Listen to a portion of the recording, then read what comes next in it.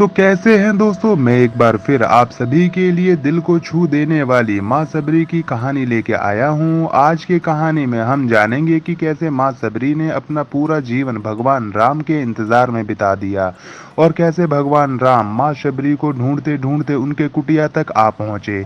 तो बने रहिए मेरे साथ आखिरी तक और कहानी का आनंद लीजिए। बात भगवान राम के जन्म से पहले की है, जब भील आदिवासी कबीले के मुखिया अज के घर बेटी पैदा हुई थी। उसका एक नाम छमड़ा और दूसरा नाम शबरी रखा गया। शबरी की माँ इंदुमती उसे खूब प्यार करती थी। बचपन से ही शबरी पशु पक्षियों की भाषा समझकर उनसे बात करती थी और जब शबरी की माँ उसे देखती थी तो कुछ समझ नहीं पाती थी। कुछ समय बाद एक पंडित ने शबरी के परिवार को बताया कि वो आगे चलकर सन्यासी बन सकती है। इस बात का पता चलते ही शबरी के पिता ने उसका रिश्ता तय कर दिया। जैसे ही शादी का दिन नजदीक आया, शबरी के घर वालों ने खूब सारी बकरियां और अन्य जानवर घर के पास लाकर बांध दिए। एक दिन सबरी की माँ जब उसके बाल बना रही थी तो उसने माँ से पूछा, इतने सारे जानवर हमारे घर क्यों लाए गए हैं। माँ ने जवाब दिया, बेटी तुम्हारा विवाह होने वाला है, इसलिए हम लोगों ने इनका इंतजाम बलि के लिए किया है। तुम्हारी शादी के दिन ही बलि प्रथा होगी और फिर इनसे स्वादिष्ट भोजन बनाकर सबको परोसा जाएगा। यह सब सुनकर शबरी दुखी हो गई। काफी देर तक शबरी ने उन जानवरों को आजाद करने के बारे में सोचा। सोचते सोचते शबरी के मन में हुआ कि अगर ये जानवर यहाँ नहीं होंगे तो इनकी बलि रुक सकती है। ऐसा नहीं हुआ तो मेरे घर से कहीं चले जाने पर ही यह बलि रुकेगी। जब मैं ही नहीं रहूंगी तब ना विवाह होगा और ना ही बलि प्रथा। इससे मासूम जानवर बच जाएंगे।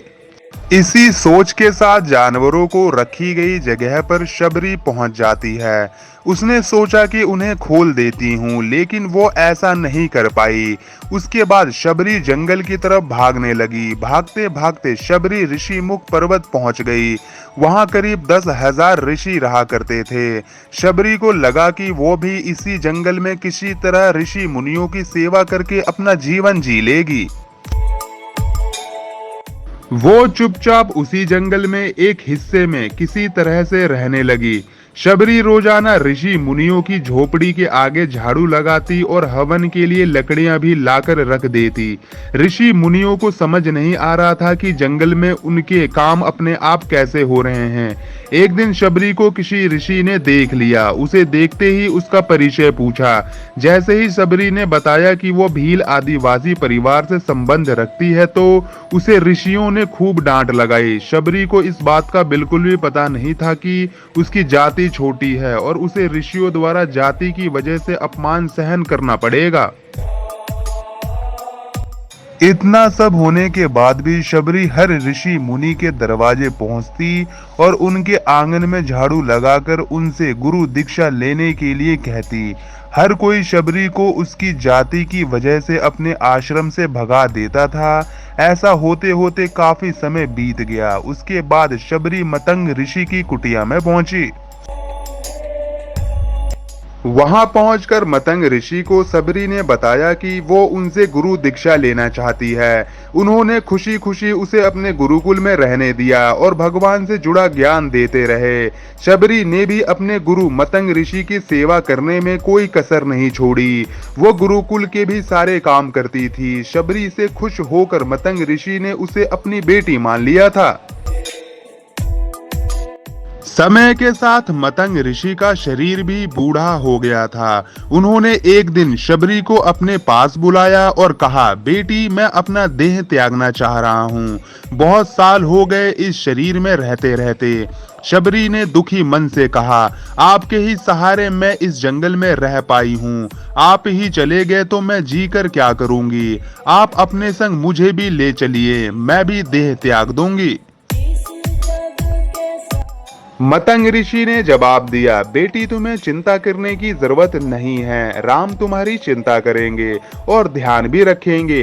शबरी ने राम का नाम सुनने के बाद पूछा, वो कौन है और उन्हें मैं किस तरह से ढूंढूंगी। मतंग ऋषि ने बताया, राम कोई और नहीं भगवान है।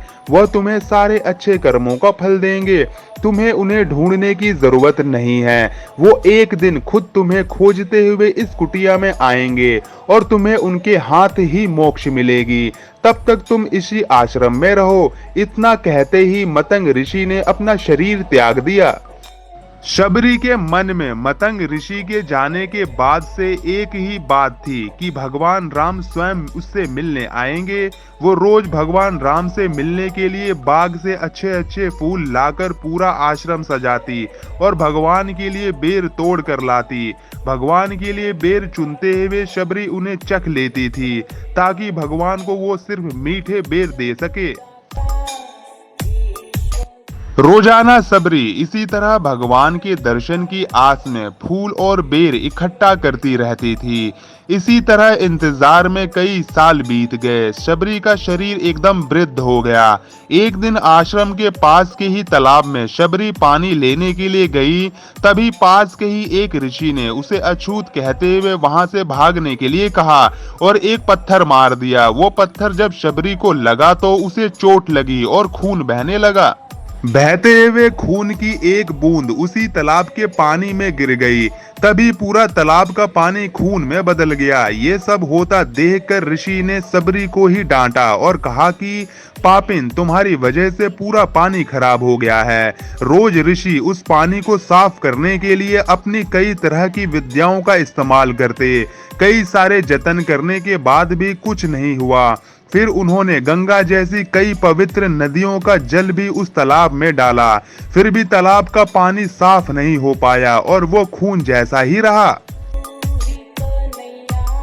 कई सालों तक तालाब के पानी को साफ करने की कोशिश के बाद भी कुछ काम नहीं आया तो ऋषि ने थककर सब कुछ छोड़ दिया। इस घटना के कई सालों के बाद भगवान राम अपनी पत्नी सीता के हरण के बाद उन्हें ढूंढते हुए उसी तालाब के पास पहुंचे। ऋषि मुनियों ने उन्हें पहचान लिया। भगवान को वहां देखकर ऋषियों ने तालाब का पानी साफ करने के लिए भगवान को अपने पैर उसमें डालने के लिए कहा, लेकिन पानी जैसा का तैसा ही रहा। ऋषि मुनियों ने भगवान से भी कई अन्य जतन करवाए, लेकिन वो पानी जस का तस खून जैसा ही रहा। तब भगवान ने ऋषियों से पानी के रक्त में बदलने की कहानी पूछी। तब ऋषि ने शबरी को पत्थर मारने वाली बात बताई। उसके बाद कहा कि वो महिला ही अपवित्र है, छोटी जात की है, इसीलिए ये सब हुआ है। उसी वक्त भगवान राम ने कहा, ये सब आप लोगों के खराब वचनों से हुआ है। शबरी को इस तरह के शब्द बोलकर आप लोगों ने उसे नहीं बल्कि मेरे दिल को घायल किया है। इसी घायल दिल के रक्त का प्रतीक यह तालाब का लाल पानी है। आगे भगवान राम बोले, कहाँ है वो माई, मैं उनसे मिलना चाहता हूँ। तब तक शबरी उसी तालाब के पास पहुंच जाती है। इस दौरान शबरी के पैर को ठोकर लगती है और कुछ धूल उस तालाब में गिर जाती है। तभी सारा पानी साफ हो जाता है। भगवान सबसे कहते हैं कि देखिए, आप लोगों ने क्या कुछ नहीं किया, लेकिन पानी साफ नहीं हो पाया। अभी सिर्फ इनके पैर की थोड़ी सी धूल ने ही तालाब का पानी साफ कर दिया। भगवान राम को शबरी पहचान चुकी थी। उन्हें प्रणाम करके शबरी ने कहा, भगवान आप मेरे साथ कुटिया में चलिए। भगवान भी खुशी खुशी शबरी के साथ चल पड़े। फूलों से शबरी ने भगवान राम का स्वागत किया। वो सीधे बेर तोड़ने के लिए भाग गई और चक चक कर उनके लिए बेर लेकर आई। उन्होंने बड़े ही प्यार से भगवान राम और उनके भाई लक्ष्मण को बेर दिए। भगवान राम ने भी उतने ही प्यार से उन बेरों को खाना शुरू किया। तभी बेर देखकर मुंह बनाते हुए लक्ष्मण ने कहा, भैया ये बेर तो झूठे हैं, इन्हें आप कैसे खा सकते हैं। भगवान ने जवाब दिया, लक्ष्मण ये झूठे बेर नहीं बल्कि बहुत मीठे बेर हैं। शबरी माई हम सबके लिए ये बहुत प्यार से तोड़ कर लाई हैं। इतना कहकर भगवान राम प्यार से उन बेरों को खाने लगे। भगवान ने जाते हुए शबरी माई से कहा, आप मुझसे जो चाहें वो मांग सकती हैं। शबरी ने उन्हें कहा, मतंग ऋषि के कहने पर मैं आज तक सिर्फ आपके दर्शन के लिए जी रही थी। अब आप मुझे मोक्ष प्रदान कीजिए। मैं अपना शरीर आपके सामने ही त्यागूंगी। उसी वक्त शबरी ने अपना शरीर त्याग दिया। भगवान राम ने अपने हाथों से उनका अंतिम संस्कार किया और सीता माँ की खोज में आगे बढ़ गए। इस तरह से ऋषि मतंग की बात सच साबित हुई और शबरी को भगवान राम के दर्शन भी हुए। तभी से भगवान राम को शबरी के राम भी कहा जाने लगा। तो दोस्तों, इस कहानी से हमें यह सीख मिलती है कि सच्ची श्रद्धा हो तो भगवान के दर्शन जरूर होते हैं। दोस्तों, ये कहानी आपको कैसी लगी आप हमें कमेंट बॉक्स में लिख के बता सकते हैं।